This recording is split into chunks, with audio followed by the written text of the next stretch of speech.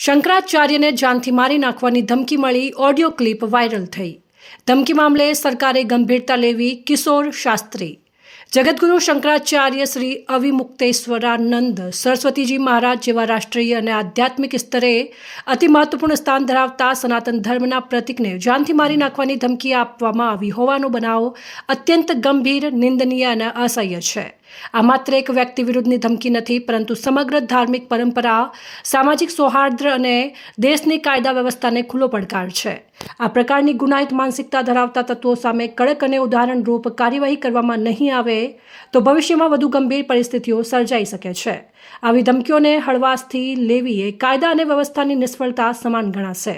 શંકરાચાર્ય શ્રી અવિમુક્તેશ્વરાનંદ સરસ્વતીજી મહારાજના સચિવ કિશોર શાસ્ત્રી દ્વારા રાજ્ય સરકાર અને તમામ સંબંધિત કાયદા અમલવારી એજન્સીઓને દ્રઢ શબ્દોમાં માંગ કરવામાં આવી છે કે આ સમગ્ર ઘટનાની તાત્કાલિક, પારદર્શક અને ઉચ્ચ સ્તરની તપાસ હાથ ધરવામાં આવે અને ધમકી આપનાર વ્યક્તિઓ કે સંગઠનોની તરત ઓળખ કરી તેમની તાત્કાલિક ધરપકડ કરવામાં આવે અને તેમના વિરુદ્ધ કડકથી કડક કાનૂની કાર્યવાહી કરવામાં આવે, જેથી સમાજમાં સ્પષ્ટ संदेश जाए कि आवा गुनाओं सहन नहीं કરવામાં આવે। बोलो ये कि उसका टाइम नजदीक आ गया, वो कितना टाइम बचेगा, वो बच ही नहीं पाएगा।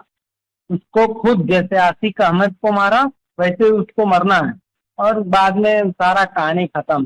तो बोलो तेरी मैं जहाँ से आया था वहीं शांत रह। भड़वा जो है ना रेपिस्ट, उसकी माँ, वो रेपिस्ट को बोलो थोड़ा शांत रहे, वरना उससे बात कराओ रेपिस्ट माँ। इसको इस दुनिया से तुरंत अब उसका टाइम आ गया, अब ज्यादा दिन नहीं रह सकता हो। जहाँ यात्रा कर रहा वहीं बीच में खत्म हो जाए, कोई भी मार देगा उसको। मेरे जैसे लाखों लोग हैं उसको मारने के, बचेगा नहीं, उसको खत्म कर। अविमुक्तेश्वरानंद की माँ औलाद और हमेशा के लिए रेपिस्ट, इस माँ को कोई सपोर्ट नहीं करेगा। यहाँ पूरे हिंदुस्तान में कोई नहीं करे, तो उसका अंत बहुत बुरा है, बहुत नजदीक। उसको बताओ कि कुछ समय उसका टाइम है, बाद में वो खत्म होने वाला है, और उसको खत्म करने के लिए बहुत सारे लोग हैं, वो गलत करता है। उससे बात करवाओ ना, तो उससे तो सुअर का औलाद छुपा कहाँ है? कब तक छुपेगा? से बात करवाओ। वेशभूषा बदल के तो कुछ भी करेगा, यहाँ नहीं चलेगा। उससे बात करवाओ तुरंत। उसका औलाद कहाँ है? उसकी माँ को, उसका बहुत जल्द टिकट आ गया, उसका वो नहीं रह पाएगा। बात करवाओ उससे। વધુમાં કિશોર શાસ્ત્રીએ જણાવ્યું છે કે શંકરાચાર્યની સુરક્ષા અંગે કોઈપણ પ્રકારની બેદરકારી સહન કરાશે નહીં, તેથી તેમને તાત્કાલિક Z+ કે સમકક્ષ ઉચ્ચ સ્તરની કડી સુરક્ષા વ્યવસ્થા આપવામાં આવે અને તેમના નિવાસ સ્થાન, કાર્યક્રમો તેમજ પ્રવાસ દરમિયાન સંપૂર્ણ સુરક્ષા સુનિશ્ચિત કરવામાં આવે। સરકારને ચેતવણી રૂપે કહેવું જરૂરી છે કે આ મુદ્દે જો સમયસર અને દ્રઢ પગલાં લેવામાં નહીં આવે તો જનમાનસમાં અસંતોષ ફેલાઈ શકે છે, જે અનિચ્છનીય પરિસ્થિતિઓને જન્મ આપી શકે છે। તેથી સરકાર આ મામલે તાત્કાલિક હસ્તક્ષેપ કરીને કાયદો અને વ્યવસ્થા જાળવવા માટે પોતાની જવાબદારી નિભાવે તે અત્યંત આવશ્યક છે। અત્રે ઉલ્લેખનીય છે કે વિગત મહિનાઓથી શંકરાચાર્ય દ્વારા ગૌમાતા રાષ્ટ્રમાતા અભિયાનને ભારતભરના ખૂણે ખૂણે પહોંચાડવામાં આવી રહ્યું છે અને ગૌભક્તો તેમજ સનાતનીઓનો ભરપૂર સમર્થન મળી રહ્યો છે। આ ઉપરાંત શંકરાચાર્ય છેલ્લા ઘણા સમયથી ધાર્મિક બાબતોને ખુલ્લા મંચથી ઉઠાવતા આવ્યા છે, જેનાથી ગભરાઈને તેમને જાનથી મારી નાખવાની ધમકીઓ મળવાની શરૂ થઈ ગઈ છે। અત્યારે ભારતભરમાં ગૌમાતા રાષ્ટ્રમાતા અભિયાન ચાલી રહ્યું છે અને પરમારાધ્ય પરમ ધર્માધીશ અનંત શ્રી વિભૂષિત જ્યોતિષ પીઠાધીશ્વર જગતગુરુ શંકરાચાર્ય સ્વામી શ્રી અવિમુક્તેશ્વરાનંદ સરસ્વતીજી મહારાજ એમની પ્રેરણા અને એમના માર્ગદર્શન હેઠળ ગૌ માતાને દરેક રાજ્ય સરકાર રાજ્યમાતા ઘોષિત કરે અને ભારત સરકાર રાષ્ટ્રમાતા ઘોષિત કરે એના માટેના પ્રયત્નો 3 વર્ષથી અવિરત ચાલુ છે. મહારાષ્ટ્ર સરકારે રાજ્યમાતા ઘોષિત પણ કરી છે. ઉત્તરાખંડ અને હિમાચલ પ્રદેશની સરકારોએ વિધાનસભામાં સર્વાનુમતે પ્રસ્તાવ પારિત કરી અને ભારત સરકારને વિનંતી કરી છે કે રાષ્ટ્રમાતા ઘોષિત કરે. પણ છેલ્લા કેટલાક સમયથી એમણે આ કતલખાનાઓને તોડી પાડવા અને પશુઓની કતલ જે થઈને માંસની નિકાસ કરવામાં આવે છે એનો વિરોધ કરતા ઉત્તર પ્રદેશ સરકાર, ઉત્તર પ્રદેશ તંત્ર અને જે લોકો ગૌ હત્યાના કામમાં પ્રત્યક્ષ કે પરોક્ષ રૂપે સંડોવાયેલા છે એવા બધા જ લોકો પૂજ્ય શંકરાચાર્યજીનો વિરોધ કરી રહ્યા છે. ગયા માઘ મેળામાં એમની વિરુદ્ધ ષડયંત્ર રચવામાં આવ્યું. એના પછી એમના ઉપર ખોટો પોક્સોનો કેસ કરવામાં આવ્યો. બધા હાથ હેઠા પડ્યા ત્યારે હવે લોકોને ઉશ્કેરીને એમને ધમકીઓ આપવાની, અભદ્ર ગાળો બોલવાની, સોશિયલ મીડિયા ઉપર એમને બદનામ કરવાના આ બધા પ્રયત્નો સરકારની નિશ્રામાં થઈ રહ્યા છે એવું કહીએ તો ખોટું નથી. હાલમાં છેલ્લા અઠવાડિયાથી એક પર્ટિક્યુલર નંબર ઉપરથી અભદ્ર ગાળોના મેસેજ અને એમને જાનથી મારી નાખવાની ધમકીના મેસેજ આવતા હતા. શરૂઆતમાં તો 2 દિવસ ઇગ્નોર કરવામાં આવ્યું, પણ 6 તારીખે એની વોઇસટેગ આવી અને બહુ ગંભીર, તમે જો વોઇસટેગ સાંભળી હશે અથવા ન સાંભળી હોય તો કહેશો તો તમને મોકલી આપીશું. એટલી ભયંકર રીતે એ માણસ બોલે છે.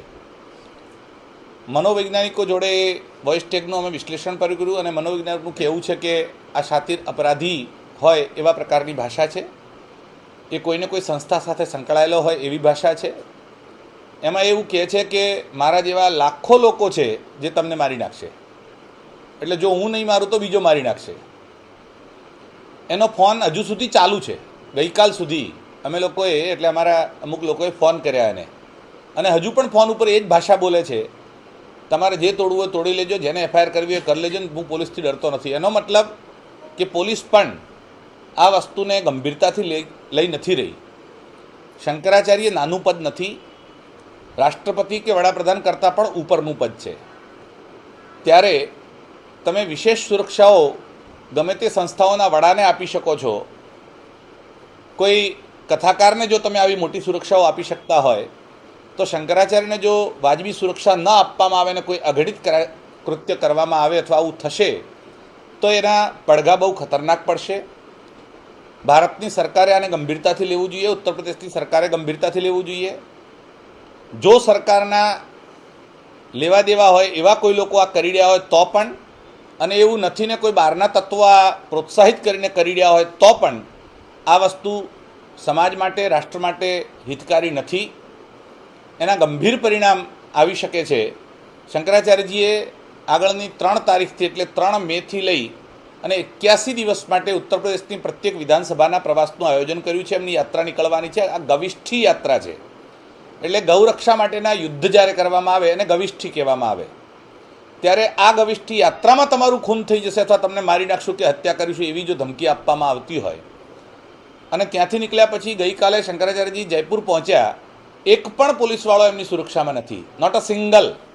અને કાલે આખી રાત્રે 11 વાગે પણ એબીપી ન્યૂઝ ઉપર આ ન્યૂઝ પ્રસારિત થયા છે કે એક પણ સુરક્ષા કર્મી એમની જોડે સરકારે ફાળવ્યો નથી. જો વિચાર કરો કે આટલી મોટી શખ્સિયત હોવા છતાં અને જેનો આટલો મોટો વિરોધ હોવા છતાં ગૌ હત્યારાઓ, કતલખાનાવાળાઓ, બીફ નિર્યાતકો અને સરકાર સુધી જેની વિરુદ્ધમાં પડેલી હોય એને જો કોઈ જ સુરક્ષામાં આપવામાં ન આવતી હોય તો આ સનાતન ધર્મનું અપમાન છે. આ દશામાં અમે સરકારને, તંત્રને, રાજ્ય સરકાર અને ભારત સરકારને એ નિવેદન કરીએ છીએ કે તત્કાલ શંકરાચાર્યજીને વધારેમાં વધારે સુરક્ષા Z+ કે Z કેટેગરીની સુરક્ષા આપવી જોઈએ. એમને આવી જે સનાતન ધર્મની અમૂલ્ય ધરોહર એ શંકરાચાર્ય સ્વામી અવિમુક્તેશ્વરાનંદ સરસ્વતીજી છે. ઘણા વર્ષોથી જે આંદોલનો, જે સનાતન ધર્મની અવાજ દબાઈ ગઈ હતી અને એમણે આજે ખુલ્લી પાડી છે, ત્યારે આવી ધરોહરની રક્ષા કરવી આપણી પ્રાથમિક ફરજ છે. એ સમજીને ભારત સરકાર આ કરે. નહીં કરે તો અમારે પોતાને પણ ખુલ્લા મેદાનમાં આવીને છેવટે અમારી પોતાની મિલિટરી ઊભી કરવી પડશે. અને શંકરાચાર્યની સુરક્ષા જો કોઈ કાંકરી ચાળો થયો તો ભારતમાં ભયંકર એના પરિણામ ફાટી નીકળશે, એ પણ નક્કી છે. તો આવી સ્થિતિમાં ભારત સરકાર અને રાજ્ય સરકારોએ આ વિષયને ગંભીરતાથી લઈ અને સુરક્ષા પૂરી પાડવી જોઈએ.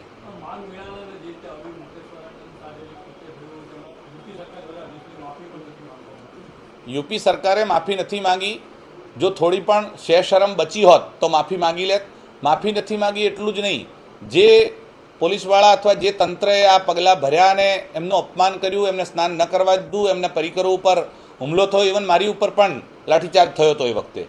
તો આ બધી ઘટના થઈ તો એ અધિકારીઓ ઉપર પણ આજ સુધી પગલાં નથી ભરાયા. માફી માગવાની વાત તો બહુ દૂરની છે, એ અધિકારીઓને પણ છાવરવામાં આવી રહ્યા છે. અને મુખ્યમંત્રી પોતે વિધાનસભામાં ઊભા થઈને એવું બોલે છે કે અમને કાયદાનું પાલન કરતાંય આવડે છે ને કરાવતાંય આવડે છે. એનો મતલબ કે ત્યાં સુધી તો અમારા મનમાં એમ હતું કે આ શંકરાચાર્યની વિરુદ્ધમાં અધિકારીઓએ કર્યું છે, પણ જ્યારે મુખ્યમંત્રી વિધાનસભામાં સ્ટેટમેન્ટ કર્યું એટલે એનો મતલબ એ જાહેર થઈ ગયો કે મુખ્યમંત્રી પોતે જ આની પાછળ કરાવનાર હતા. અહેવાલ અમૃતમાળી, સંબંધ ભારત ન્યૂઝ, ડીસા.